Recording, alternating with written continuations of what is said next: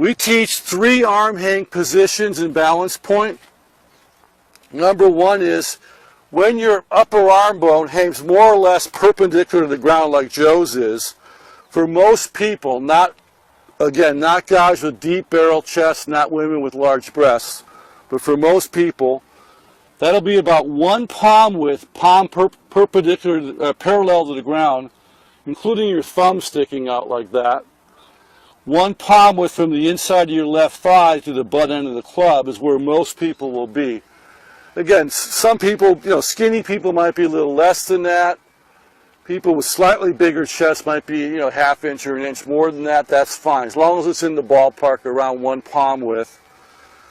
And that's 6 iron through lob wedge, okay? On your long irons and fairway woods and hybrids, you're going to go from let's call that your arm hang position number 1. You're going to go about 1 inch, maybe a little more, 1.5 inches further out. That's your long irons, hybrids, fairway woods. From that's arm hang position number 2. From 2, you go another inch or so, and that's your driver. So you got driver, arm hang, long irons and fairway woods, arm hang, and hybrids, 6 iron through lob wedge. 3 arm hang positions, which obviously has an impact on, your distance from the ball.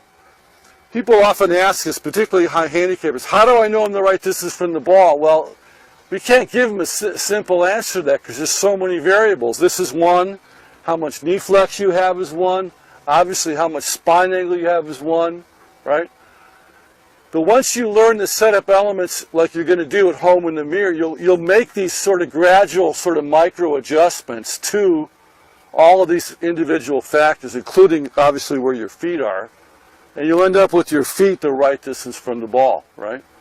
But there's too many individual variables like the length of your arms, the length of your legs, the length of your torso, plus the arm hang position, knee flex, spine angle, that all can have an influence. So there's no simple answer, but just know that when you adjust the club properly with the toe of the club slightly up in the air, we talked about this earlier in the swing theory part, right? Just if the clubs fit you, if they've been fit to your swing properly, the toe should be up. The toe should not be, in other words, the sole of the club should not be flat on the ground.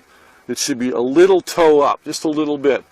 Maybe as much as 1 inch on the driver, or 3/4 of an inch, and about maybe 1/8 of an inch on a wedge, maybe 1/4 inch on a 6 iron, right?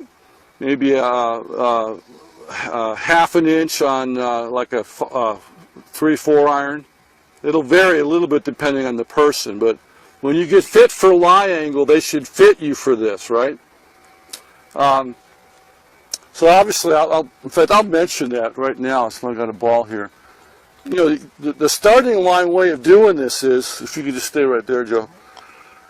You have to set up by walking in. We're going to cover aim and alignment in a few minutes, but when you do your initial aim and alignment, you're going to put your right foot forward, your left foot back. You're going to put both arms on full stretch, keeping your arms on your chest. Obviously, we don't want our arms off our chest. We want connection pressure. Arms on my chest. I get my initial sort of guesstimate my distance from the ball with my right foot. Then I stretch my arms out, well, spine angle first, rather. Then I stretch my arms out, keeping my upper arms on my chest. Then the left foot forward, right foot back. Then I start making adjustments with my feet to find my right position. After a while, because you've done this mirror work for 15 minutes a day for about 6 weeks to learn all this, that's how long it'll take to learn all 20 elements.